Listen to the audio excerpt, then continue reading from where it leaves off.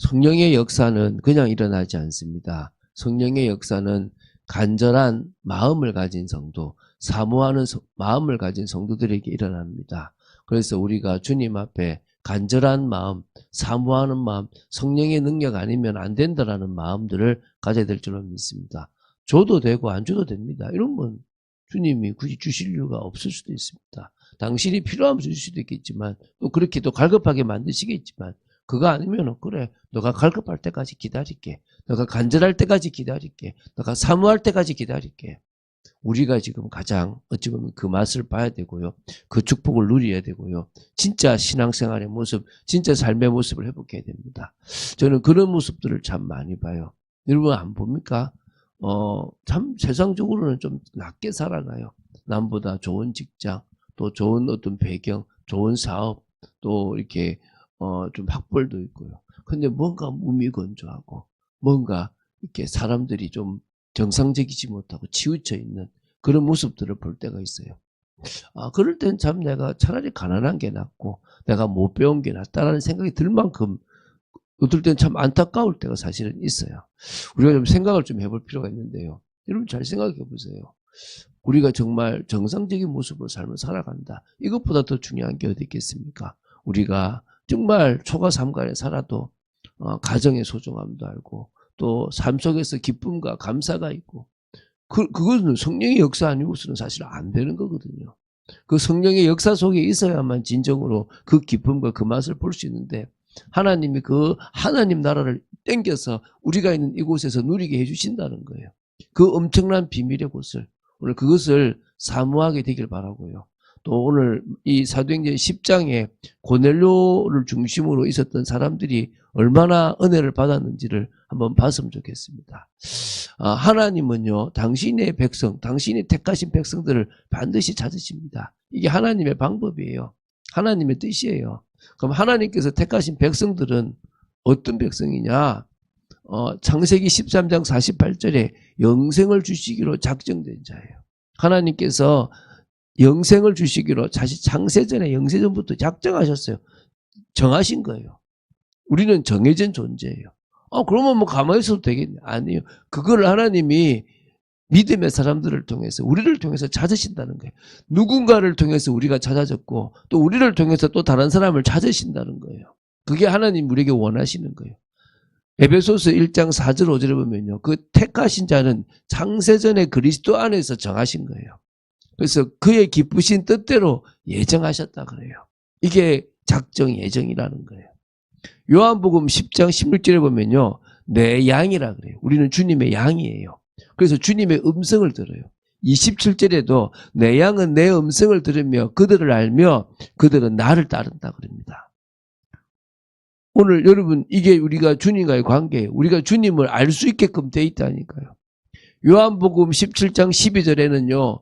주님께서 택하신 영혼들을 다 보존하고 지키셨대요. 저는 그 속에 저희들이 있다고 믿어요. 그러니까 창세전부터 영생을 주시기로 작정된 자인데 그 사람 끝까지 주님은 찾으신다는 거예요. 하나님은 어떤 방식이든지 찾으신다는 거예요. 그게 두 번째죠. 하나님은 반드시 당신의 백성들을 찾는다는 거예요. 구약에 봐도요. 이방인들이 안 들어있는 게 아닙니다. 갈렙도 이방인 가문에서 이게 가문인데 들어왔다고 보시면 돼요. 그리고 구약에 다말도 그렇고 룻도 그렇고 또 많은 사람들이 오히려 아브라함도 사실은 진짜 우상 숭배하던 가문에서 건져낸 거잖아요.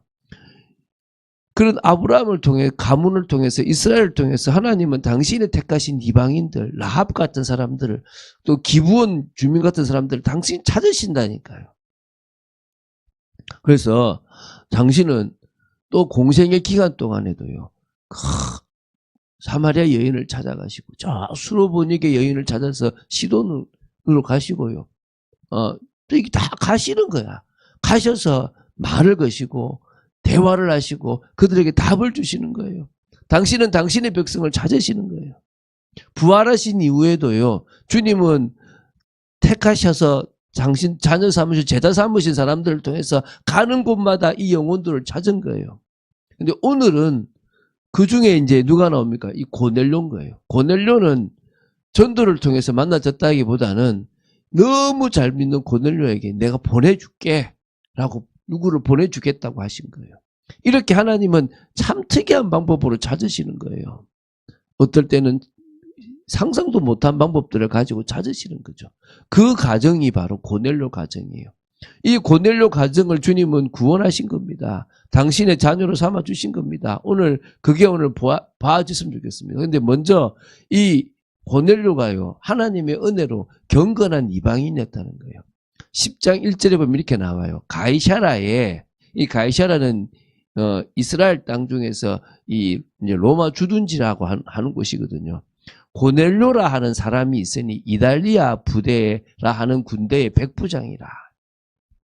그가 경건하여 온 지방과 더불어 하나님을 경외하며 아마 이 이스라엘로 왔는데 하나님을 믿게 됐겠죠. 아, 자신들이 믿고 있는 저 로마의 신들은, 헬라의 신들은 다 이상한데 참 감사하게도 이 유대인들이 믿고 있는 이 하나님이란 여호와라는 분은 내가 믿어야 되겠다라는 마음이 들어왔겠죠. 이거 하나님 주신 은혜예요. 이게 거듭남이 되어졌기 때문에 가능하겠죠.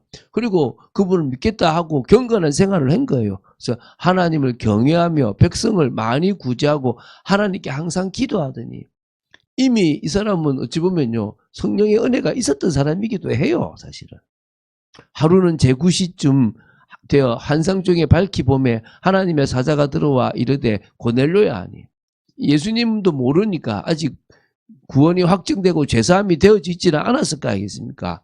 하나님이 그 영혼을 살려서 감각이 살아났을 뿐에서 하나님을 믿고 싶은 마음이 생겼지, 아직 이 사람이 구원이 확정되고 자녀가 된 거, 백성이 된 건 아닙니다. 그래서 이제 보면 5절에 내가 지금 사람들을 요바에 보내어 베드로라 하는 시몬을 청하라. 그는 무두장이 시몬의 집에 유숙하니 그 집은 해변에 있다라고 얘기하는 거예요. 그래서 이렇게 이제 초청을 하게 되는 거예요. 그러면서 또 한편에는 베드로를 준비시켜요. 이방인은 내가 어떻게 가냐라고 하고 있던 베드로에게 틀을 바꾸는 환상을 보여주시는 거예요. 그게 9절부터 23절이에요. 이 내용과 저기 뭡니까 이제 11장의 내용을 오늘 밤에 좀 하려고 해요. 그리고 이제 이 유대인들이 이방인들을 생각하는 부분도 좀 나눴으면 좋겠거든요. 도저히 상상이 안 돼요. 내가 저들을 왜 전하냐? 마침 우리가 일본 놈들한테는 안 전해. 왜 일본 사람이 얼마나 우리에게도 또 하나님이 은혜를 주셔야 될 사람인데 사람들은 그런 과거 상처에 매여서 그러고 있다니까요. 기도하는 중에 졸았고 환상을 봤는데요. 부정한 것이면 깨끗하게 했으니 먹으라 그럽니다. 안 된다 그래서 3번이나 그렇게 하신 거죠. 그러면서 결국은 고넬료가 보낸 사람들을 따라가게 만드는 거예요. 그리고 나서 이제 베드로와 고넬료가 만나는 겁니다. 근데요, 베드로가 몇 명의 할례 받은 신자들하고 같이 가이사라로 가보니까 분위기가 완전 다른 거예요. 유대인들도 이런 분위기가 아닌 거예요. 좀 믿는다 하는 사람들의 분위기도 이러지 않는 거예요. 이 고넬료가요, 다 상전을 모시듯, 이게요, 일제시대 때 쉽게 말하면 장군이 목사 모시듯, 그러면 어떻게 하겠습니까? 무시할 거 아닙니까? 그런데 이거는 그게 아니라 진짜 완전 막 자기 상사 모시듯 다 모신 겁니다.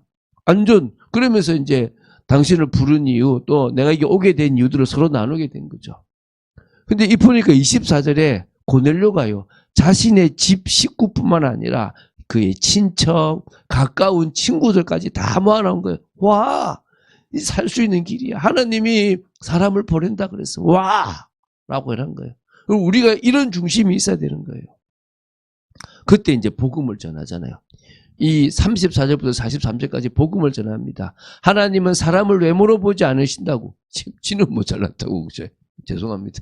우리도 그렇잖아요. 근데 막 이러면 각 나라 중 하나님을 경외하며 의를 행하는 사람은 다 받으시는 줄 깨달았다라고 하면서 말씀을 시작합니다. 결국 예수 그리스도의 복음을 증거한 거죠. 자, 이 간절한 마음을 가진 그들에게 성령이 임한 겁니다. 어느 정도 간절했느냐? 성령이 말씀 듣는 모든 사람에게 나타난 거예요. 그들이 얼마나 간절했냐면요, 베드로가 말씀을 하는데요, 이게 지금 거의 끝날 때쯤, 끝나기도 전에요, 이 지금 성령이 막 그 각 사람에게 임해버린 겁니다. 이거를 베드로만 본 게 아니라 같이 왔던, 함께 왔던 할례받은 신자들, 유대인 신자들도 보고 놀란 거예요. 왜 놀랐느냐? 그들이 막 방언도 말하고, 그들이 하나님의 놀라운 일을 높이는 일들을 지금 듣게 된 거예요. 이방인의 입술에서 성령의 역사로.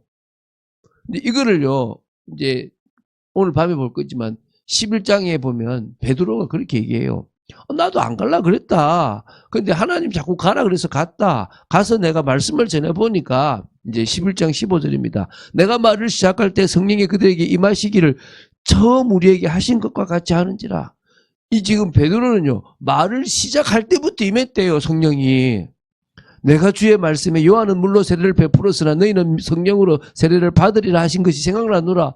우리한테 했던 것 똑같이 생각났다. 그런즉 하나님이 우리와 주 예수 그리스도를 믿을 때에 주신 것과 같은 선물을 그들에게도 주셨으니 내가 누구에게 하나님을 능히 맡겠느냐라고 얘기하는 거예요. 그리고 할례받은 신자들까지도 다 인정해서 이 성령의 역사다라고 하는 거예요.